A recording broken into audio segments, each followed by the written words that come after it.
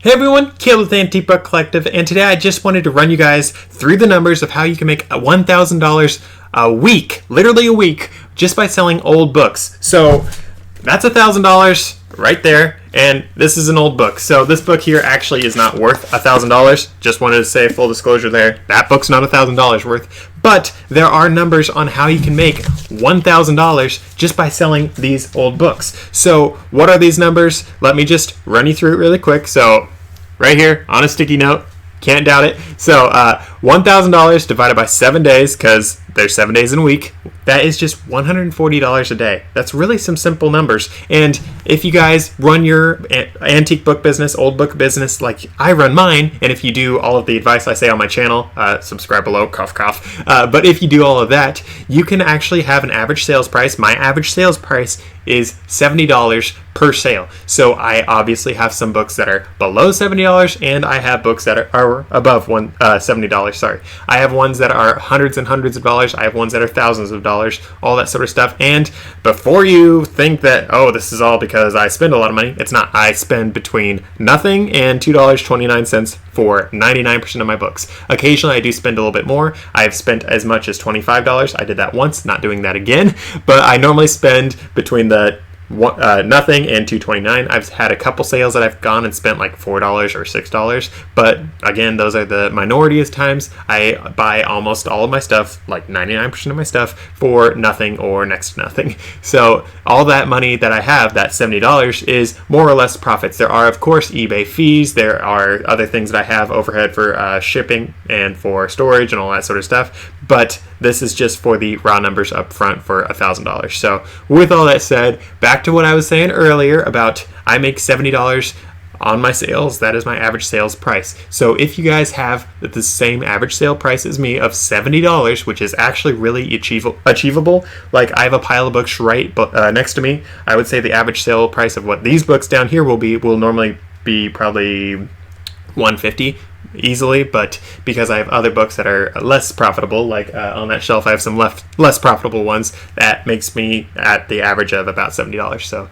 with all that said though, if you have an average sales price like me of $70, I will say that you just need 2 sales a day for a week and you'll have $1,000 for the week. Like, it's really that simple. 2 sales a day, every single day, you can have $1,000 if you have the average sales price that I have. Of course, as I was saying earlier, I actually do not have all my books sell at 70. I have some above, I have some below, so you'll have some days that you'll only make $20 or no dollars, and then you'll have other days that you might make $1,000. Nothing's guaranteed in life anyways, but if you guys do it like I do it, and if you follow my channel, that's like an easy way to do it.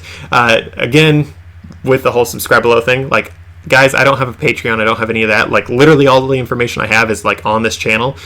So like, no paywalls, all that sort of stuff. I didn't want to do that. Not going to do that. But if you guys were hung up on that, that's something that you can do. But with that said, though, let's just say you don't do the $70 average sale. Like, let's say you're not a lucky duck like me and you don't find some amazing books. I find some amazing books, and the best book I've ever found was worth over $30,000. I didn't sell it for that, but that's what it was worth. So like, maybe you're not a lucky duck like me, maybe you're not finding great books. So let's say that your average sales price, instead of being $70 like mine, is only $20, which $20, guys, I could walk into anyone's house right now and find a book worth $20.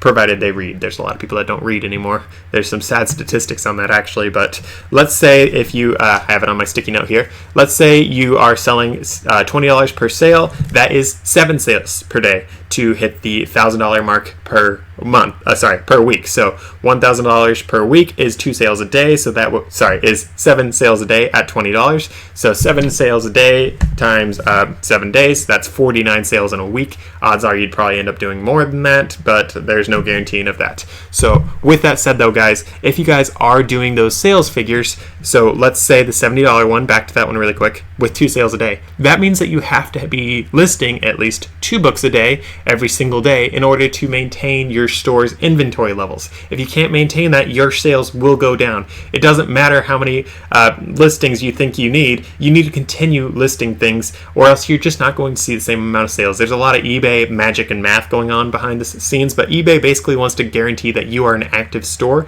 before they start selling your books to everyone. So to be an active store, you have to be like you're listing your stuff, you have to be shipping your stuff, you have to be selling your stuff, all that sort of stuff. So to do the $70 a day, $70 per sale, that's 2 sales a day. You have to be listing at least 2 things. Personally, I recommend doing more than that, but that is something that you have to do at the absolute minimum if that's what you want to have for the $1,000 a week. For me, I have actually stopped listing lately because I haven't been buying books because I'm actually getting ready to move. I know I've been talking about that for a while, but it's a long process. But that's just my thing. I personally need to list quite a few more books that I have sitting, so I'm going to start listing. My sales will pick up. If you guys have been doing eBay selling for any amount of time, you will find that when you do a whole lot of listings back to back to back and do it several days in a row, your sales will just skyrocket, and it won't just be the new books that you're listing, it'll be some of your old books as well. So that's something that's an added bonus. But with that said, back down to the $20 average sale price, that would be 7 sales a day. For 7 days, that's 49 total, and that means that you have to be listing 49 things every single week. So the 49 sales 49 sales, yes, but also listings, means you have to be buying a lot of books. Now, I know it sounds like a whole lot of work buying basically 50 books every single week, but it's actually pretty easy if your average sales price is only $20, because when you are making your average that much lower, that means you're not being as picky with the books that you're buying. For me, I am very picky with the books I buy because I don't want to waste space on books that aren't making me a whole lot of money. But for you guys, if you're brand new, 20 bucks for a book that you paid $1 on is a pretty good deal. So finding 50 books every single week is actually pretty easy. A lot of the books that you'll find, can I reach it? Got some on my shelf right here. Oh, I got a sticky note. And I'm back. So as you guys can see here, these are just some hardcover books. The reason why I have these set aside is just because they worked good on that shelf. There's nothing special about these. But these books are all hardcovers. They all have their dust jackets. They're all in pretty good condition. Let me scoot in really quick. But they're all ex-library books. These ones aren't actually worth $20. I'm selling them as a set, so that's why I bought these, was because I got them for a good deal and I'm selling them as a set. But these books, you can buy books just like these guys for pennies. Honestly, I think I paid $1 for these, but I've seen them for sale for like 25 cents. Of course, that's not online. You guys will have to go out into your community. You'll have to go to estate sales, garage sales, Goodwill Outlet, all these places to find books like this. Personally, I wouldn't recommend going to Goodwill Outlet. Just a quick disclaimer, don't buy books like this at Goodwill Outlet or any Goodwill, because they will charge you a little bit too much for it. And in addition to that, Goodwill actually goes through most of their books. There are occasionally stores that do not go through all their books, but there are a lot of ones that do, and those will pull out the more valuable ones. But that is something that you guys can do. You can find those books for like 25 cents. And if you're selling these books individually, I would say you could probably get like $8 per book, and 25 cents to $8. That's a pretty good multiple if that's what you guys are into. So that's just something that you guys can do. That's just some of the numbers on how to do it.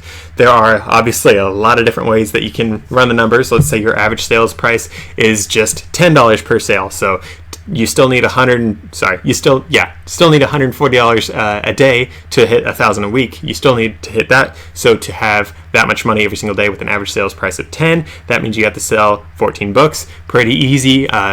Honestly, it's a little more work when you do stuff like that, so that's why I am a little more selective on my books. That's why my average sales price is higher, is I don't like listing a whole lot of books, especially when they are at lower value, because I don't like that, and because I've changed my business, basically my entire business model, to be more towards the high-end things. My average hourly wage actually has increased like exponentially, so my average hourly wage is well over $100 now for when I'm doing my antique book business. And if you guys run your business like me, you can have the same sort of thing. Pretty easy. Again, I don't charge anything for any of this information. Only thing I charge money on is I don't even charge, but I have affiliate links if you want to help me on that. But That's all the different numbers that you guys can run. I mean, it's really simple. It's really straightforward. And there are a lot of things that people do sell on eBay. There's a lot of different business models that people do on eBay. So many people do shoes. They do pants. They do shirts. They do all the clothing items. They do toys. I know of quite a few people who do all those different things. And it's great business for all those people. They can make some great money. But for me, like,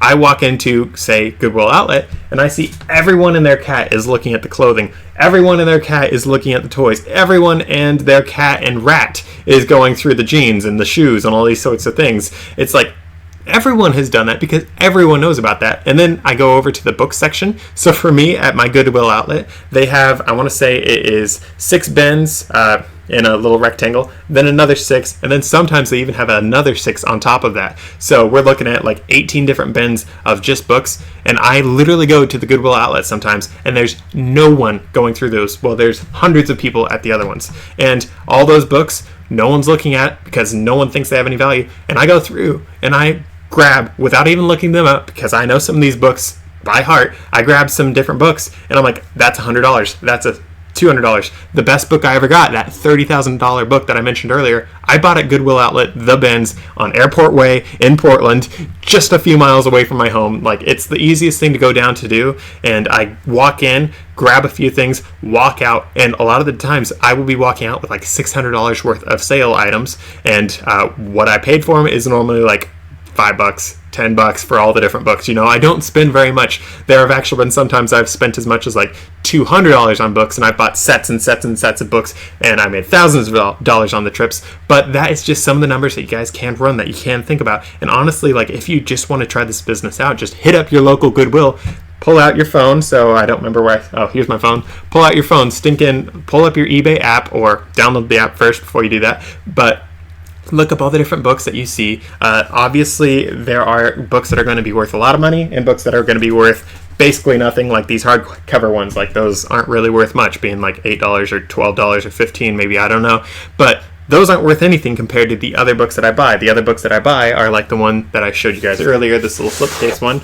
It's a pretty little book. This one's actually not that old, but guys, if you find old books at your Goodwills, you're sitting on an absolute goldmine, because everyone has been selling these. And the reason why everyone sells these hardcover ones is because it has something called an ISBN on the bottom. Those people can just check with a barcode. They can take a photo of it. They can take a photo of the barcode, all these different things, and it will scour the internet for all the sales, and this person will see, oh, this is a good book, I'm going to buy it. And if it's not a good book, they'll put it back, which means all these books that you're looking at that have the barcodes are probably not worth very much money because someone else has looked at it. Whereas an antique book, or a book like this one, that I think this one might be from the 60s, so it's only vintage. But a book like this, there's no ISBN number. There never will be. There never was, because ISBN numbers were rolled out in the 70s mostly, and after that, everyone has it. So when you have books like these, no one looks these up because no one wants to take the time to look at the title, look at the author, look at the copyright page. They think that takes too much time, and because of that, because no one's willing to put in that time, no one's buying these books, and that means that there are like thousands and thousands of dollars being ignored because everyone thinks that these old books have no value. Whereas in reality, all you have to do is look at this. Oh, it says Genghis Khan. Open it up. And honestly, something cool about old books is sometimes you find like some cool random things in it. So this is an old Asian ink painting. The ink paintings are really cool, for the record. But I just open it up, flip on through to the copyright page, which is at the beginning of the book anyways, and you look at the copyright dates. This one's 1927, Genghis Khan, and that would be worth X much money. I don't remember the number off the top of my head, but I think that one was worth like $60 or something when I looked it up. Like $60 for that, whereas someone's scanning this and is like, oh, this is worth $8. That's exciting. I'll buy that.